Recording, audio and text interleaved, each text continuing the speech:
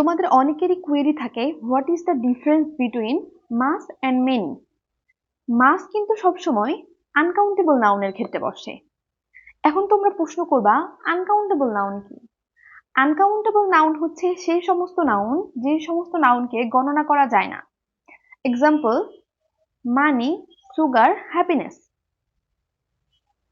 Many many কিন্তু ব্যবহৃত হয় সবসময় কাউন্টেবল নাউনের পূর্বে, এবং কাউন্টেবল নাউনগুলো কিন্তু প্লুরালও হতে পারে।